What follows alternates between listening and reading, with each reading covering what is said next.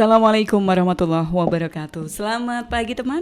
Obsesi obrolan sehat sahur dini hari dari 94,2 Gema Surya FM kembali hadir menyapa Anda di pagi ini di saat kita menjalankan ibadah puasa Ramadan 1444 Hijriah. Tapi saatnya sekarang lagi makan sahur kan?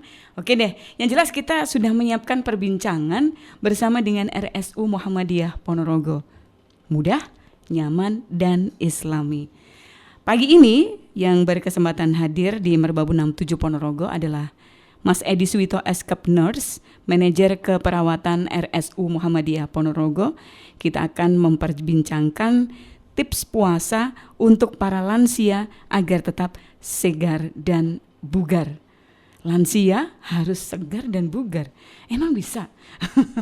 Kita akan cari tahu jawabannya nanti ya bersama dengan Mas Edi Suwito. Kalau misalnya Anda ketinggalan dengan perbincangan kita di pagi ini, masih ada waktu untuk Anda menyaksikannya di channel YouTube-nya RSU Muhammadiyah maupun di channel YouTube-nya Gema Surya FM ya. Baik, langsung kita sapa Mas Edi. Assalamualaikum. Waalaikumsalam warahmatullahi wabarakatuh. Mbak Ii. Kabar baik untuk pagi ini? Alhamdulillah sehat luar biasa Mbak. Baik, akhirnya hadir juga ya di Gema Surya ya. Biasanya dan cuman ketemu sama Mbak Ii ya. Biasanya cuman laporan-laporan dari berbagai betul, tempat aja ya. Betul. Termasuk Jalan Ponorogo Selawung kemarin sudah dilaporkan. Alhamdulillah. Karena kita selalu ya ini Pacitan Ponorogo Madiun udah. Gitu ya saban hari ya. Aktivitasnya padat ya. Enggak padat sih Mbak, cuma kebetulan seminggu sekali, seminggu 2 kali itu aja. Alhamdulillah kalau begitu. Nah, Mas Edi, ya. Ini ngobrolin soal lansia seperti betul. itu ya. Kemarin-kemarin banyak loh yang bertanya di call centernya Gema Surya FM. Yang termasuk lansia itu batasannya usia berapa sih? 50 sudah termasuk lansia belum? Ada berapa pendapat baik terkait lansia. Ya, sebelumnya selamat pagi semuanya ya untuk pendengar Gema Surya yang ada di Ponorogo. Jadi gini baik, lansia itu ada banyak pendapat sih. Kita memberikan judulnya kalau di usia 50 sampai 60 itu lanjut usia dini. Yang dikatakan lanjut usia benar itu di atas 60. Iya. Oh, jadi antara 50 sampai 60 masih dini gitu masih ya. Lanjut usia dini. Gitu belum beneran, tapi kalau lansia yang benar itu sudah 60 tahun. Lah 60 sampai 70 itu sudah lansia yang berisiko. Lansia yang sudah berisiko. Baik. 60 sampai dengan 70. Di mana pengertian dari lansia itu sendiri suatu kondisi menurunnya sebuah fungsi-fungsi dari organ tubuh manusia itu sendiri yang secara alami dan terjadi pada manusia itu sendiri. Contoh menurunnya dari pendengaran, menurunnya bagaimana rasa apa? Pengecapnya, penurunan dari penglihatan. Nah itu pengertian dari lansia itu juga. Ya. Termasuk juga ini ya organ tubuh yang lain ya. Betul. Mungkin paru-parunya, mungkin jantungnya atau bagaimana? Ginjalnya, semuanya itu proses dari menurunnya fungsi dari fisiologis tubuh. Lah itu yang dikatakan oleh lansia. Pasti itu terjadi ya Mas Edi ya. Jika sudah melewati usia itu, kalau sudah meninggal 50 kan belum tidak lansia. Enggak, maksudnya yang namanya lansia itu pasti akan terjadi pada siapapun. Betul. Termasuk juga menurunnya misalnya panca indera dan sebagainya. Ya, pasti itu terjadi ya. Pasti terjadi. Pasti terjadi karena proses-proses itu secara alami, karena kadang hal-hal itu akan menurun dengan sendirinya fungsi-fungsi itu. Baik. Tapi untuk setiap orang sama nggak derajatnya? Maksudnya menurunnya fungsi organ tubuh dan sebagainya. Berbeda. Kita bedakan di gender aja, laki sama perempuan. Apalagi kalau perempuan itu kadang ada masa menopause kayak gitu ya. Itu juga berbeda juga. Okay. Berbeda lagi dengan beliau-beliau yang mana mempunyai pola hidup yang sehat. Sejak muda sudah berolahraga, gaya hidup yang makanan yang seimbang, itu berbeda lagi juga. Tapi memang kalau lansia sendiri, baik itu pengertian dari mana WHO pun di usia 60 itu sudah dikatakan lansia. Baik. Tapi ada kan ya upaya-upaya yang bisa dilakukan untuk mencegah menurunnya, artinya memperlambat seperti itu. Nggak bisa kan dicegah, tapi diturunkan resiko dan sebagainya. Kalau lansia usia itu pasti ya. Tapi kalau maksud ini dicegah gimana, Mbak I? Dicegah atau diperlambat seperti itu. Tapi kalau maksudnya dalam segi fungsi dan sebagainya, fungsi organ tubuh dan sebagainya. Oh bisa, seperti yang saya sampaikan tadi, bahwa kaitannya dengan tergantung lifestyle, kehidupan manusia yang mempunyai kehati-hatian di dalam kehidupan sehari-harinya, seperti mungkin kayak masih saya ya. Saya kalau dikatakan masih 30 maunya 30 terus. Kayak 30. Kayak saya sejak saat ini sudah bagaimana manajemen stresnya, bagaimana saya olahraganya, bagaimana saya mengelola makanannya setiap hari. Itu sudah saya kelola sejak dini, mungkin berbeda untuk beberapa tahun ke depan. Baik. Saya tidak merokok, saya tidak beralkohol, saya tidak begadang. Mungkin gaya-gaya hidup ini akan mengurangi risiko untuk saya menimbun sesuatu hal di masa lanjutnya. Baik. Demikian. Nah, apa saja ini faktor-faktor yang mempengaruhi itu, Mas Edi, yang artinya masyarakat perlu tahu dan perlu juga mencermati, jangan sampai nanti ketika usia tuanya misalnya yang lain-lain kan bisa saja kan usia 30 sama atau 40 sama, tapi kondisi antara si A dan si B bisa saja berbeda ini, Mas Edi. Betul. Betul. Ini luas, Mbak I. Artinya luas gini. Tingkat pendidikan masyarakat dan tingkat lingkungan itu juga mempengaruhi. Yang sama satu, pendidikan. Kita lihat pendidikan seseorang, kalau sudah mengetahui bagaimana cara hidup, pola hidup yang baik, bagaimana makanan yang baik untuk diri saya, bagaimana buah yang baik untuk saya, cairan yang harus masuk ke saya dalam sehari, saya harus 2,5 liter yang masuk dalam tubuh saya. Bagaimana olahraga, setiap hari minimal 10-20 menit saya harus berolahraga. Ini beda lagi. Dan ini sudah diantisipasi. Bagaimana saya jam 8 saya harus tidur, jam 8 malam. Sampai nggak terlalu awal tuh tidur jam 8. Tidak juga, Mbak. Karena estimasi dalam 24 jam kita 8 jam itu harus istirahat. Apalagi makan itu bahasa apa, Mbak? Makanya itu ya. Makanya itu orang-orang dulu kan banyak yang awet, Mbak. Kita lihat orang-orang desa. Dulu ndak ada lampu, ndak ada warna-warni, ndak ada begadang, habis ngisak tidur, bangun-bangun subuh bangun menghirup udara, itu sudah beda, Mbak. Itu kadang ini cerita, Mbak. Saya punya orang tua yang ada di Sambit. Saya dulu pernah sekarang pun ya di Maguwan punya orang tua. Orang tua itu kalau sebelum subuh sudah bangun, ternyata meditasi. Diam,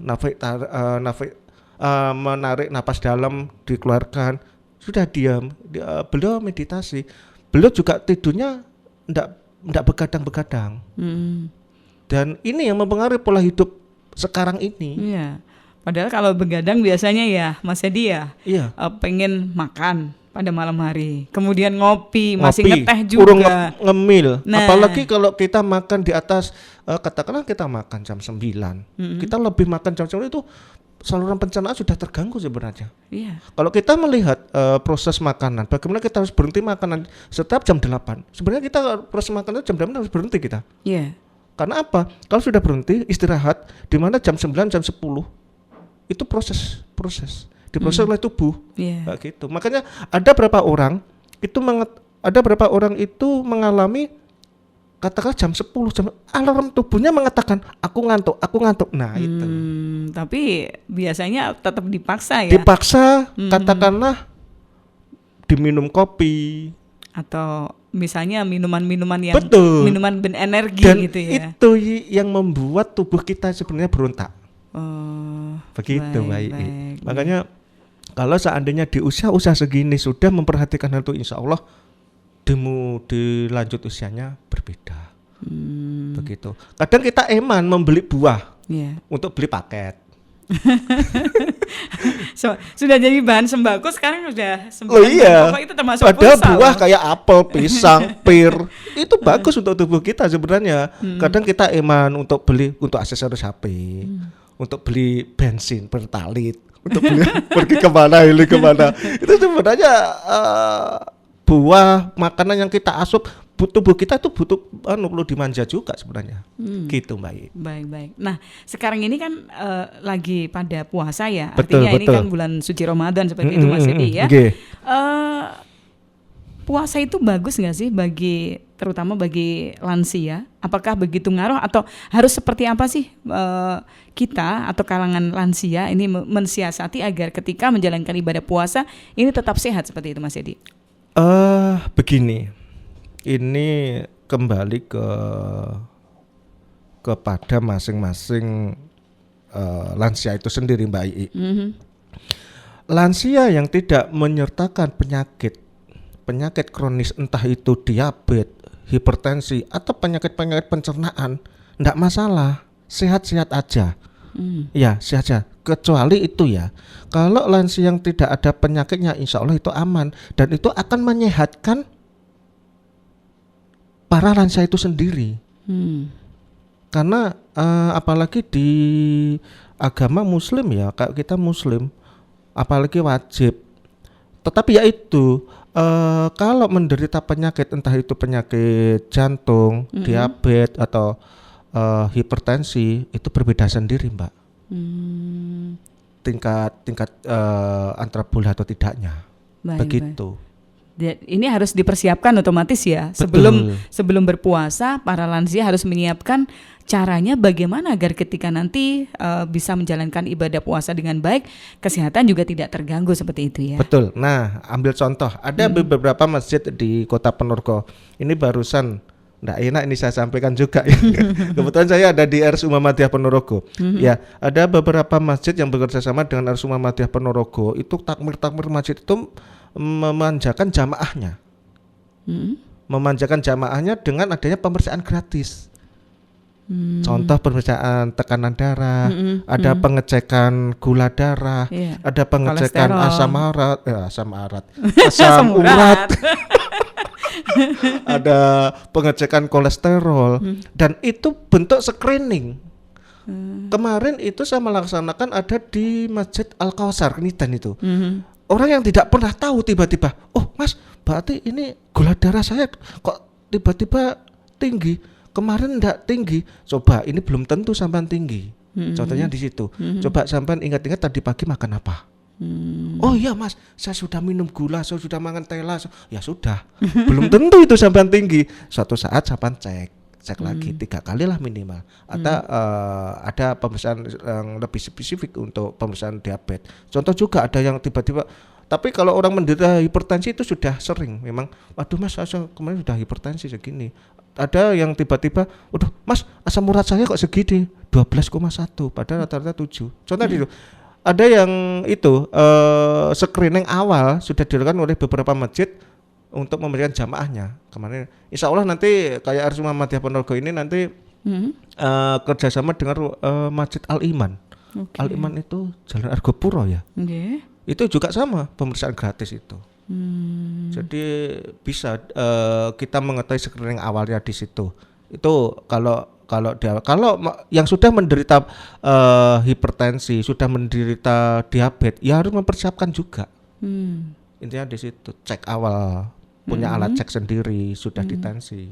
Intinya di situ. Untuk mencegah ya. Betul. Untuk antisipasi. Dan juga menyiapkan obat-obatnya. Oke.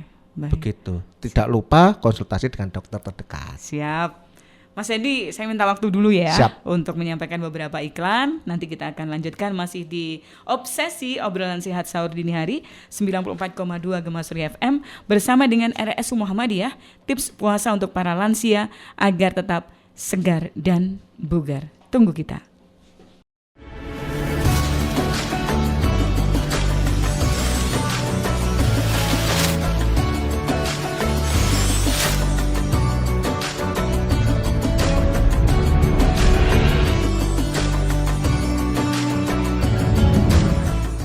Baik, masih bersama di Obsesi, obrolan sehat sahur dini hari Gema Suri FM bersama dengan RSU Muhammadiyah Ponorogo.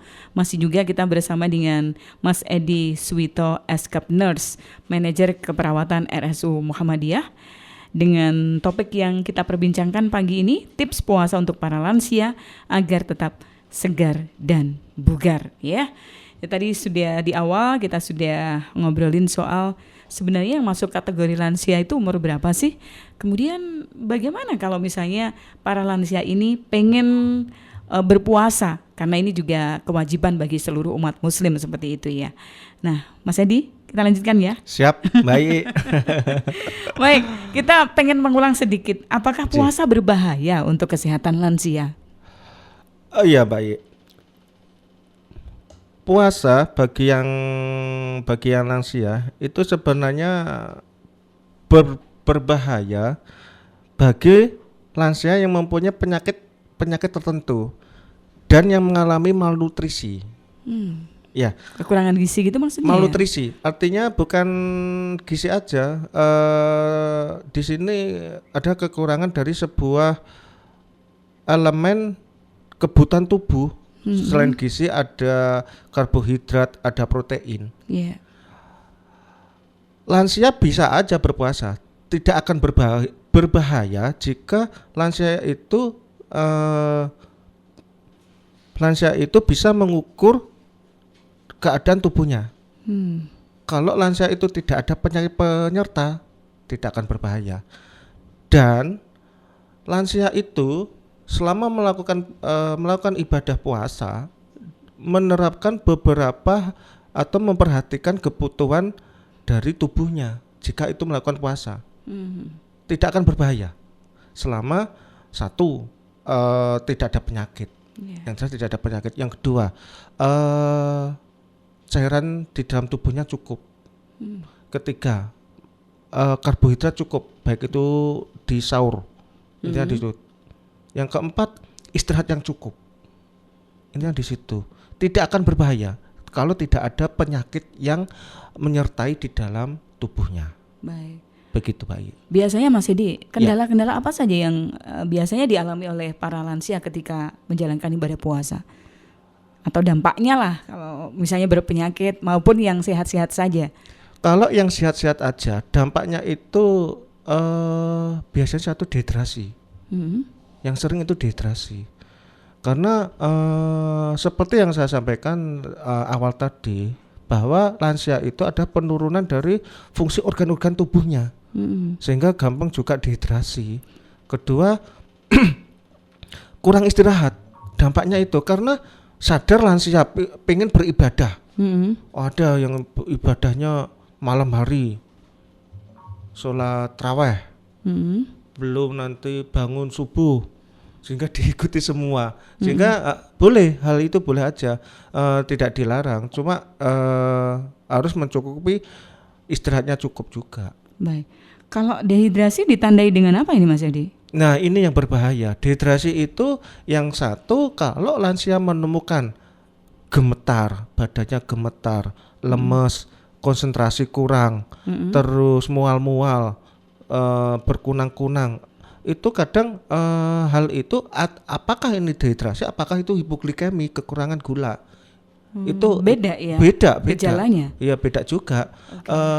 Yang sering itu konsentrasi kurang, gemetaran, lemes, terus pusing, itu yang bisa membahayakan, dan sebaiknya itu membatalkan puasa, harus dibatalkan juga.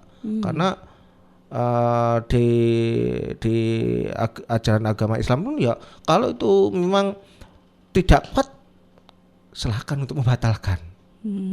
Di kesehatan pun juga demikian. Artinya kalau itu sekiranya membahayakan dirinya, ya batalkan aja. Karena nanti kalau itu tetap dilanjut, membahayakan bagi lansia itu sendiri. Demikian Mbak. Sering ada kasus semacam ini, Mas Edi. Mungkin yang masuk ke UGD gitu ya, ke UGD RS Muhammadiyah. Tiba-tiba dia puasa, terus ada sesuatu, akhirnya padahal biasanya sehat-sehat saja seperti itu. Itu yang sering biasanya yang penderita yang sudah mempunyai sakit, tapi yang enggak punya sakit itu biasanya sama anaknya, sama keluarganya udah dibatalkan aja sudah. Yang sering itu yang menderita penyerta penyakit itu saja. Baik. Kalau yang menderita sakit, yang kondisi seperti apa? Mungkin ada yang tensi tinggi, diabetes dan sebagainya. Hipertensi seperti apa gitu. ini, Mas Edi? Ya biasanya kurang gula, hipoglikemi saja. Kekurangan gula ya perlu tindakan yang berlanjut dan instruksi dari dokter. Di situ. Ada juga yang opname, ada juga yang cukup di IGD, diobservasi, membaik, pulang. Ada juga yang berlanjut karena bukan hanya diabetes saja, ada penyakit yang lain, ada jantungnya, ada gitu. Sehingga itu perlu opname atau masuk perlu perawatan 3-4 hari tergantung pengobatan sejauh mana bisa menyembuhkan di situ. Yang sakit seperti ini, kemudian puasa, terus dia tiba-tiba misalnya tumbang ya, maksudnya nyaris pingsan dan sebagainya ketika dibawa ke RS Muhammadiyah. Selepas dirawat di sana misalnya 3-4 hari, apakah masih dibolehkan untuk puasa, Mas Edi biasanya? Iya baik. Ini melihat selama ada pengobatan, pengobatan ini kalau ada program pengobatan dari dokter ya. Nah ini biasanya disarankan belum dulu, biar pengobatan lebih maksimal. Intinya di situ. Tergantung pada kondisi masing-masing lansia tersebut ya. Betul, Apakah bisa lanjut puasa atau tidak semacam itu. Iya. Baik. Artinya program pengobatan biasanya kan nanti dikasih obat sama dokter yang merawat 2-3 hari. Setelah itu kontrol. Setelah itu disitulah nanti terjadi bagaimana yang dirasakan oleh pasiennya, bagaimana. Nah ini nanti kalau pasien sudah merasa fit dan dokter sudah mengizinkan, nah itu beda sendiri. Baik. Ketika tadi yang sehat ya, lansia sehat, kemudian dia puasa, tiba-tiba mendadak dia sakit seperti itu. Langkah pertama apa yang harus dilakukan ini, Mas Edi? Gini, tergantung tadi yang seperti yang saya sampaikan ya. Keluhannya gimana? Keluhannya biasanya hal-hal kayak lansia itu yang ditemukan adalah dehidrasi atau malnutrisi atau gangguan saluran pencernaan, Mbak. Ada 3 ini ya. Saluran pencernaan biasanya atau dehidrasi. Posisikan lansia itu tidur yang rata dulu. Tidur yang rata dulu. Yang kedua, kalau sudah rata dan nyaman, ditanya, Mbah, gimana sakitnya gimana? Kalau bisa menjawab dan posisi sadar total, silakan dikasih minum.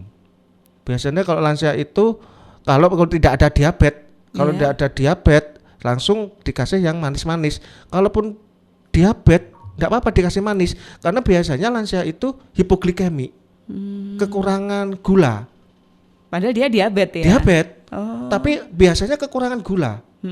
Karena diabetes itu gulanya ngedrop, karena sejak sahur makan banyak, tapi paginya beraktivitas banyak, itu kan bisa menurunkan gula. Bisa kemungkinan itu, kalau memang itu ragu, bawa aja ke pelayanan kesehatan yang terdekat.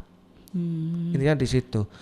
Tetap kita tenang, posisikan pasien tidur rata. Kalau memang tidak ada penyakit, kasih minum yang manis-manis. Hangat juga gitu ya? Atau bagaimana? Hangat nggak apa-apa. Tapi posisi harus sadar yo dalam pemberian air tersebut ya. Posisi harus sadar. Jangan sampai pasien tidak sadar dikasih minum. Bahayanya apa? Kalau misalnya nggak sadar tapi dia dikasih air minum. Nah, kalau pasien tidak sadar dan dikasih minum, posisi ini untuk yang menelan itu akan berhenti, dia akan tersedak.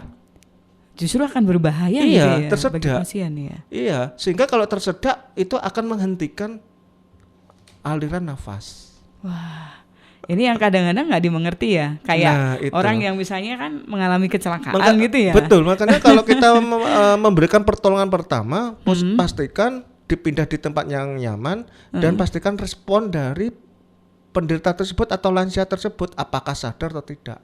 Kalaupun tidak sadar, Ditunggu dulu gitu ya. Atau iya, pribadi. pertama kalau anaknya, cucunya kalau tidak sadar loh ya. Kalau kadang kan di beberapa tempat itu sudah diajarkan apa itu Mbak? Bantuan hidup dasar. Oh. Pijat jantung itu loh Mbak. Itu kalau ada yang berani. Tapi kan orang-orang awam kan belum tentu berani. Bawa aja ke rumah sakit atau pelayanan terdekat lah. Tapi sekedar mengetahui nih Mas Edi, Iya, apakah kerap kali ada kasus semacam ini? Kalau kita menemui kalau di rumah sakit ya ada sih tapi tidak banyak. Kalau kejadiannya dalam 1 bulan itu tidak ada nyampe 5 lah. Oke. Yang di situ. Oke. Karena pelayanan kesehatan itu kan sudah ada klinik, puskesmas itu kan sudah ada. Baik. Umumnya Mas Edi, kalau pas lagi bulan puasa ini Ya. kembali ke lansia tadi ya. Umumnya apa yang dikeluhkan kalau pas lagi bulan puasa terus kalangan lansia ini datang ke RSU Muhammadiyah? Apa penyakit-penyakit yang kadang-kadang bukan penyakit yang berat ya kayak jantung, diabetes bukan, tapi penyakit umum aja. Apa itu? Kalau lansia itu datang ke rumah sakit itu kalau di RSU Muhammadiyah Ponorogo kok malah berkurang ya kadang ya, atau malahan ya? Iya ya, karena kadang puasa itu menciptakan apa ya, membuat tubuh itu sehat. Ada yang berkurang untuk lansia itu sendiri. Malahan ya? Iya. Trennya justru menurun ketika pas bulan puasa. Iya. Wah, hebat ini berarti manfaatnya luar biasa berarti puasa ya Mas Edi ya? Iya. Ya ada sih beberapa, tapi tidak begitu banyak ya. Penyakit-penyakitnya itu tapi tidak begitu banyak sih Mbak. Apa ya? Diare dan sebagainya nggak ada ya? Nggak ada. Tapi jarang yang lansia datang malah di bulan puasa itu. Intinya di situ. Malah justru lebih sehat. Iya, Insya Allah lebih sehat. seperti itu ya. Iya. Oke. Baik, kita masih terus berada di obsesi obrolan sehat sahur dini hari Gema Surya FM. Cuman kita harus hentikan dulu ya karena keterbatasan waktu. Dan insya Allah perbincangan kita bersama dengan Mas Edi Suwito, manajer keperawatan RSU Muhammadiyah, ini akan kita lanjutkan di lain kesempatan tentunya ya. Kalau misalnya Anda ketinggalan dengan materi-materi yang kita sajikan di pagi ini, silakan ditunggu di episode berikutnya di Obsesi Obrolan Sehat Sahur Dini Hari. Jangan lupa Anda juga bisa menyimak siaran ulangnya di channel YouTube-nya RSU Muhammadiyah maupun di channel YouTube-nya Gema Surya FM. Mas Edi, terima kasih sudah rawuh. Sama-sama Insya Allah Mbak I. kita lanjutkan lagi kapan-kapan ya. Siap. Terima kasih. Assalamualaikum warahmatullahi wabarakatuh.